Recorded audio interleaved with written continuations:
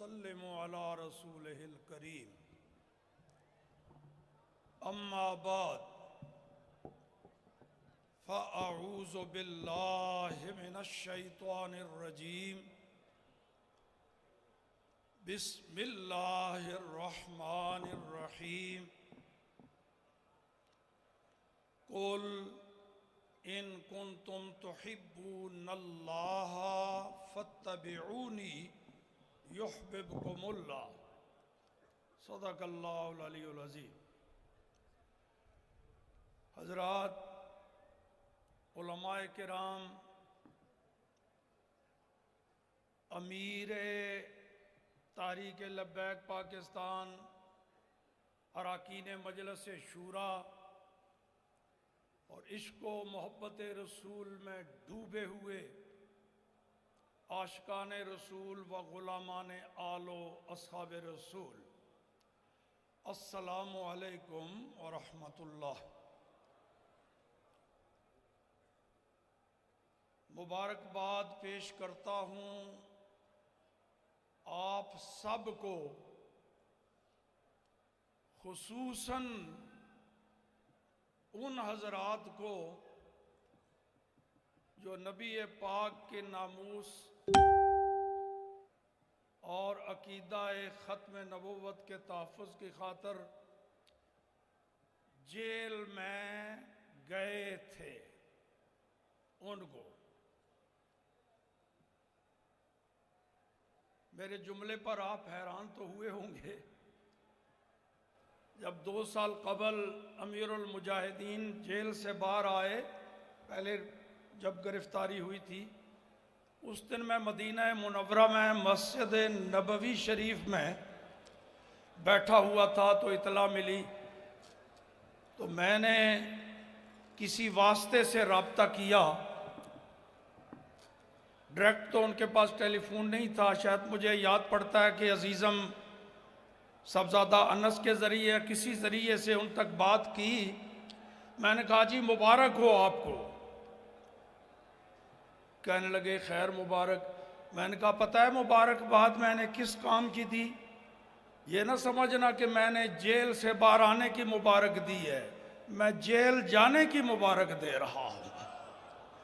تو میں اسی طرح میرا بیٹا وہ فیض آباد دھرنے میں جیل میں کچھ دن رہا، باہر آیا تو میں تو خیر وہ ذرا بھاگ دوڑ زیادہ نہیں کر سکا، تو مجھے بتایا گیا جی جیل سے باہر آ گیا ہے، اس کو بھی یہی بات کہی۔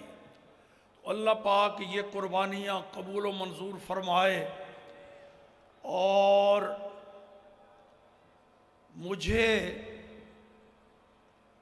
اس بات پہ فخر ہے، نازاں ہوں کہ میں امیر المجاہدین جیسے عاشق رسول کا استاد ہونے کی سعادت رکھتا ہوں۔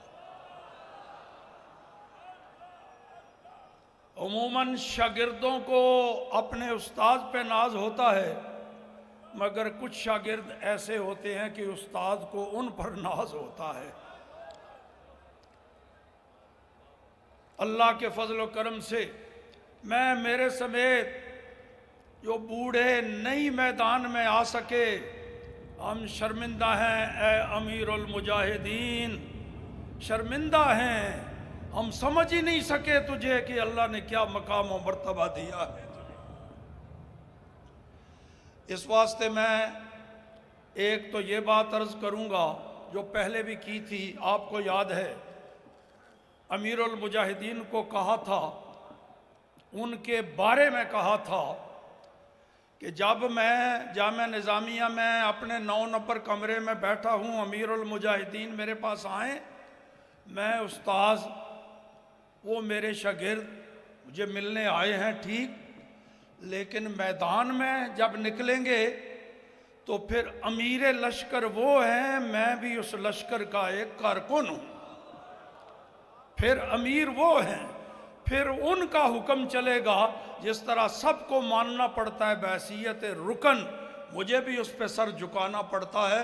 تو اب وہی جذبات میرے ان کے جانشین اور اب موجودہ امیر لشکر کے لیے یہی جذبات ہیں انشاءاللہ دعائیں بھی ساتھ ہیں، ہمدردیاں بھی ساتھ ہیں، اور جتنے جوگا ہوں انشاءاللہ مجھے میدان میں پیچھے نہیں پائیں گے انشاءاللہ العزیز۔ اور ساتھ ہی اپیل بھی کرتا ہوں، جن جن کا مجھ سے کچھ بھی تعلق ہے، کچھ بھی تعلق میرے ساتھ بنتا ہے، ان کا براہ راست شاگرد ہیں یا شاگردوں کے شاگرد ہیں یا ویسے میرے ساتھ عقیدت و محبت رکھتے ہیں، میں اپیل کروں گا، اب پس و پیش کا وقت نہیں رہا، اب کس کا انتظار کر رہے ہیں؟ کمر ہمت باندھ لیجئے، نبی پاک صلی اللہ تعالیٰ علیہ وآلہ وسلم کے دین کو تخت پر لانے کے لیے اس عظیم لشکر کا ساتھ دیجئے، شامل ہو جائیے، اور جتنا کوئی کر سکتا ہے۔ یہ لاکھوں کا ہجوم ہے، پتہ نہیں لاکھوں ہیں کروڑوں ہیں، آج تک تو جنازے میں شرکاء کی تعداد کا پتہ نہیں چل سکا۔ یہ ترقی یافتہ میڈیا، کوئی کہتا ہے جی اتنے لاکھ تھے، کوئی کہتا ہے جی کل پرسوں ایک ساتھی میرے پروانہ تھا امیر المجاہدین کا، وہ 2.5 کروڑ کہہ رہا تھا کسی جلسے میں۔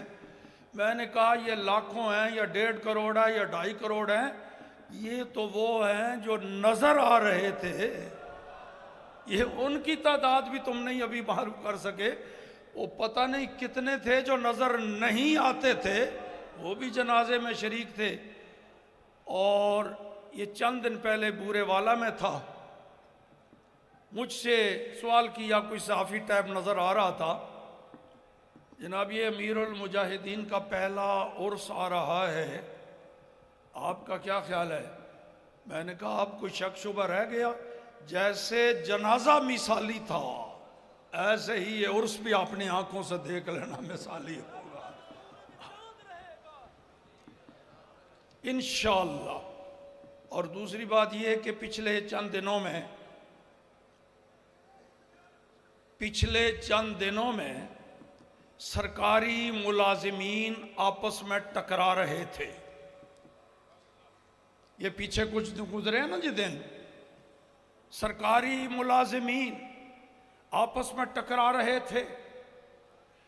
ایک وہ تھے جو بندوقیں سیدھی کر کے شیلنگ کر رہے ہیں، فائرنگ کر رہے ہیں، گولیاں چلا رہے ہیں۔ پوچھو بھئی کیوں کر رہے ہو؟ وہ تو لبیک یا رسول اللہ کہہ رہا ہے، وہ تو تمہیں پتھر نہیں مار رہا، اس کے پاس توپ نہیں ہے، میزائل نہیں پھینک رہا، تم اس کو کیوں گولی مارتے ہو؟ وہ تو گالیاں بھی نہیں دے رہا، لبیک یا رسول اللہ کہہ رہا۔ او جی بس کیا کریں، مجبوری ہے نا جی، سرکاری ملازم ہے۔ ان سے پوچھو بھائی تجھے کیا ہوا ہے، تجھے پتہ ہے وہ گولی مار دے گا، مر جاؤں گا، وہ کیوں؟ کہتا ہے جی مجبوری ہے، سرکاری ملازم۔ دونوں طرف سرکاری ملازم، پر ان کی سرکار اور ان دیوانوں کی سرکار اور ہے، وہ بھی سرکاری ملازم، وہ بھی مجبور ہیں اور یہ بھی مجبور ہیں، وہ اپنی سرکار سے وفا کا حق ادا کر رہے ہیں اور یہ دیوانے اپنی سرکار سے حق وفا ادا کر رہے ہیں۔ بس اس بات پہ ختم کرتا ہوں، بہت بڑے آستانے کے، بہت بڑی گدی کے سجادہ نشین، نام نہیں لوں گا، بہت بڑی گدی جس کو امیر المجاہدین بھی بڑی گدی سمجھتے تھے، الحمدللہ سارے سنی، مگر وہ تھی بڑی گدی کسی وقت۔ وہاں کے سجادہ نشین نے مجھے فون کیا، وہ کچھ عرصہ پہلے کی بات ہے جی، وہ آپ کے جو شاگرد ہیں نا جی، گالیاں بڑی نکالتے ہیں، گالیاں۔ میں نے کہا یہ میں مانتا ہوں کہ گالیاں نکالتے ہیں، مگر حضرت جی پیر صاحب یہ بتاؤ گالیاں کن کو نکالتے ہیں، بس یہ بتا دو۔ اس نے فون بند کر دیا۔ اللہ پاک آپ سب کے جذبات کا بہترین انعام عطا فرمائے اور امیر المجاہدین کی خواہش کے مطابق دین مصطفیٰ تخت پر آئے اور آ کے رہے گا انشاءاللہ العزیز۔ وآخر دعوانا ان الحمدللہ رب العالمین۔